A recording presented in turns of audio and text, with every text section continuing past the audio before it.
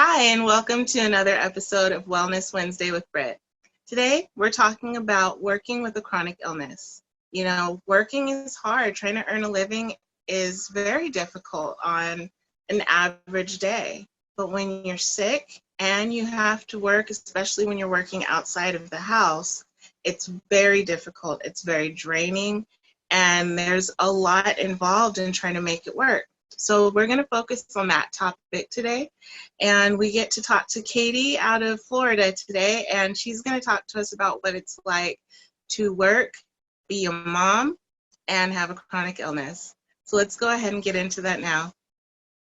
So we're here with Katie from Northeast Florida, and she's going to talk to us about what it's like to work with a chronic illness. Katie, thank you so much for joining me today. How are you doing? Pretty good today. Awesome. Well, I just will go ahead and just get right into it. So, Katie, if you could give us a little bit of insight as to what your chronic illness is and what you're dealing with, that would be great. Okay, so I have, it's called postural orthostatic tachycardia, or POTS for short. And basically what it means, is I have an elevated heart rate when I'm standing, which is what postural orthostatic tachycardia is. But it's actually less of an issue with your heart and more dysfunction of your autonomic system, where your body is not pumping your blood effectively.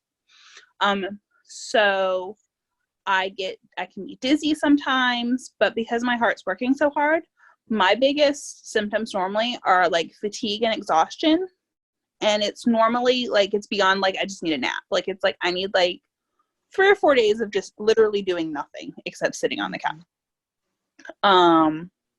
For me, I believe it's something I've had for a very long time, but never knew about it. I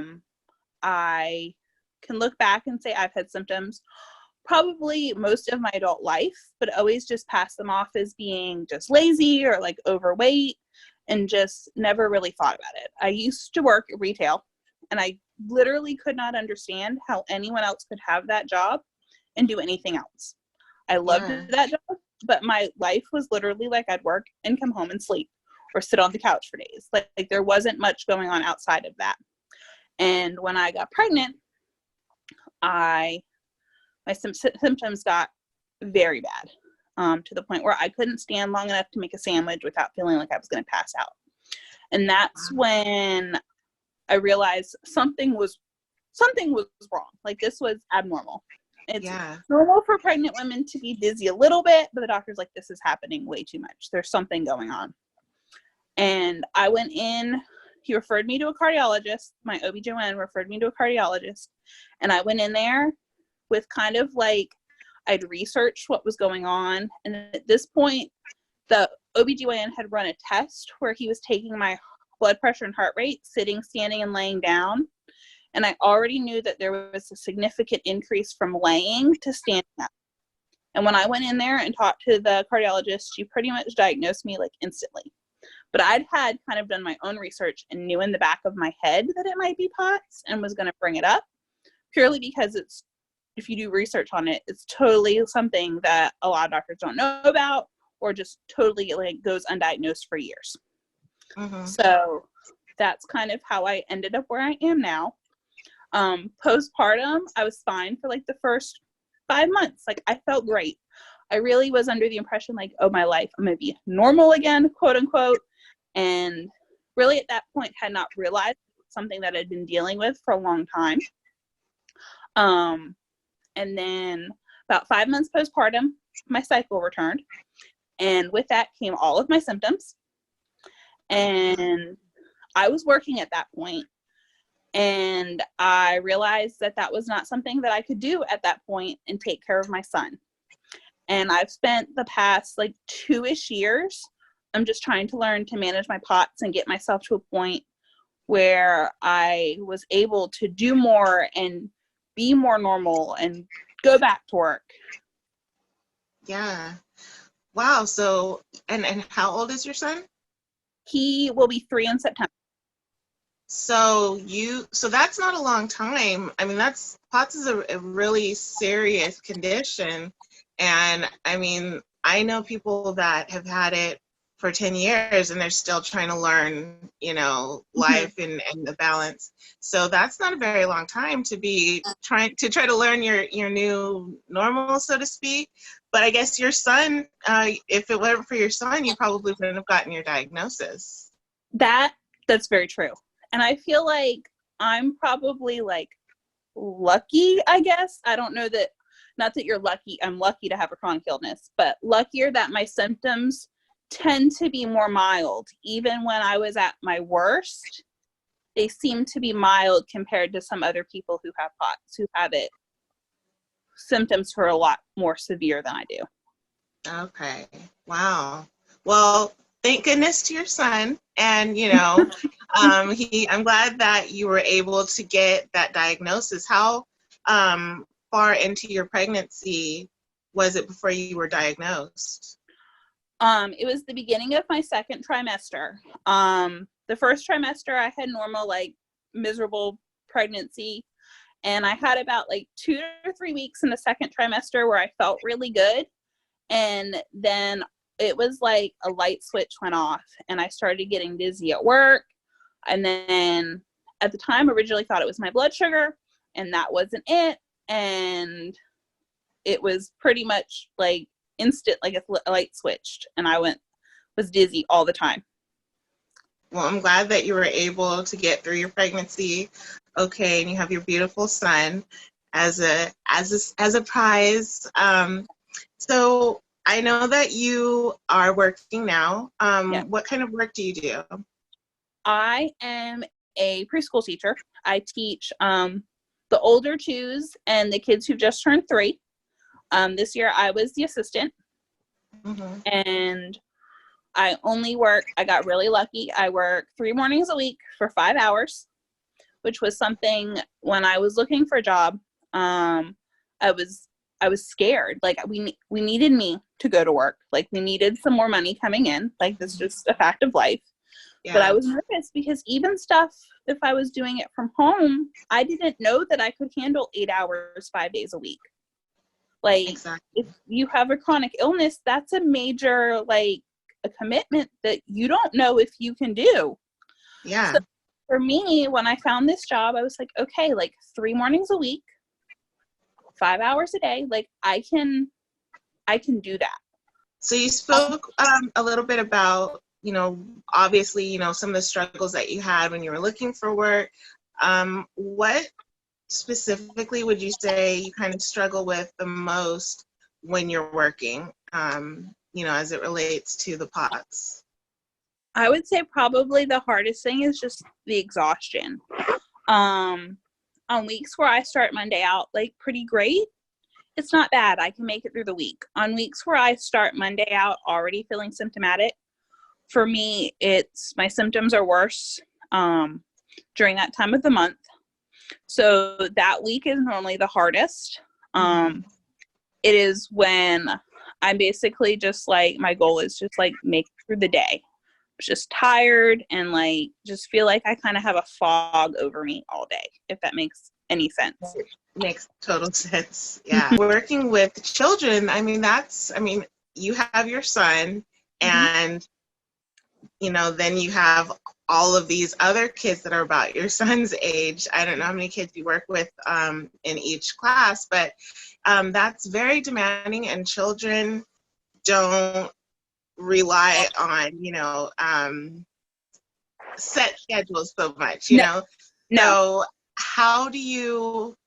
what kind of workarounds do you have? Like if you start the week off kind of, in that fog place and you're kind of having a rough week or it's that time of the month, what do you do? What have you learned to do so that you can sustain your schedule that you have to do those 3 days a week?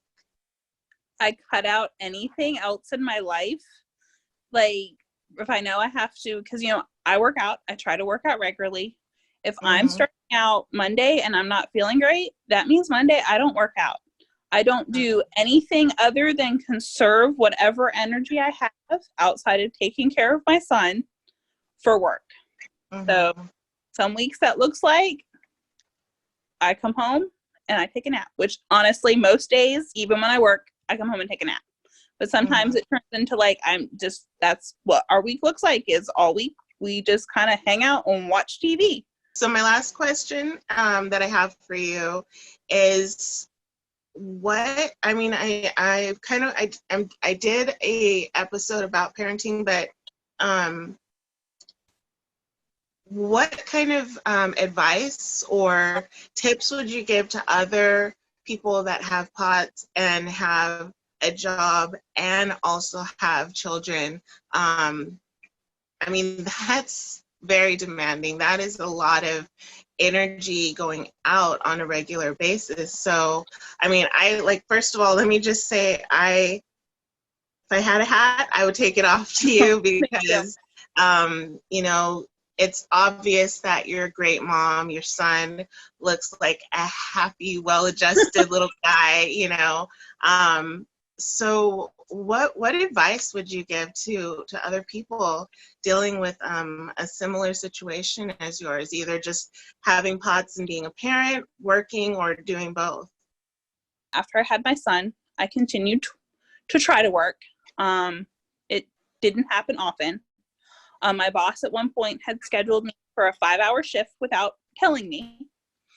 So I went in and I worked, and I felt like it was going to kill me. By the second half of my shift, my chest hurt, but I made it through the day. Like, I powered through, I sucked it up and made it through the day.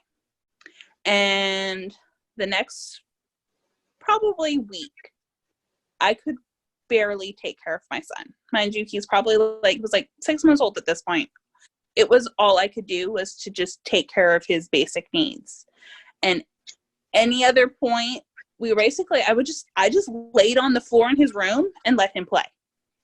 And I realized that, one, that was my breaking point, where something in my life has to change. I quit my job. I went into my manager's office. I was hysterical crying, but I couldn't. It's like, I can't work this job and be the parent I want to be. And at that point, that was more important than my job. We had worked too hard to have my son for me to be just laying on the floor and barely able to take care of him. So I, at that point, changed how I was eating and started doing whatever I could physically to slowly strengthen my body. I would say if you have the luxury, don't work, or find a job that doesn't consume all of your energy all the time. Another thing is, it's pretty much a non-negotiable. No matter how crappy I feel, I always get up and I put my son to bed with my husband. On a good night, it looks like we read a story and we sing a song, and then we get up and put him to bed. On a bad night, it might be him laying on the couch with me for 20 minutes, and then me getting up and we put him in bed and we give him hugs together. That is a non-negotiable every night. I love that. So that's kind of always been that's non-negotiable. My husband, no matter how crappy I feel, he will drag me out of bed or wherever I am, time to put him to bed. Let's go. So I feel like we're always ending the day together, no matter what. It sounds like the most important thing for you is just to make sure that you have that connection with your son, exactly, no matter what you're doing. It's just that having the time with him and having that connection. And honestly, at the end of the day, isn't that the most important thing? That's what he's going to remember, whether he remembers, me and mommy sang songs and we played and we ran around, the yard, or we got to watch movies and I got to cuddle with mommy. I know what I remember the most, growing up. My mom was sick and I spent a lot of time cuddling with her, and I thought it was awesome. This is so cool, so it's that connection that is the most important. He's going to remember that when he went to bed every night, that he had both of you guys putting him to bed. So I I applaud you and your husband. Sounds like you guys are a good team as Yes, parents. he is a great support system. So Definitely. Well, Katie, thank you so much for taking the time out to speak with me today about working with a chronic illness. And like I said, I think you're an amazing person, an amazing mother. And just like I said to you on Instagram the other day, you really do inspire me. I'm thank not just blowing smoke. You really you. do inspire me. And I think that you can really inspire a lot of other people that may feel a little lost with this, with this condition.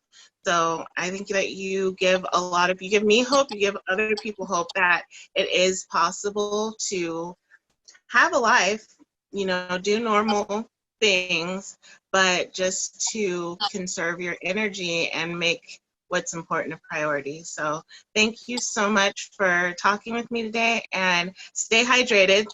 Oh. And thank you so much. You take care of yourself, all right? You too. Thank you.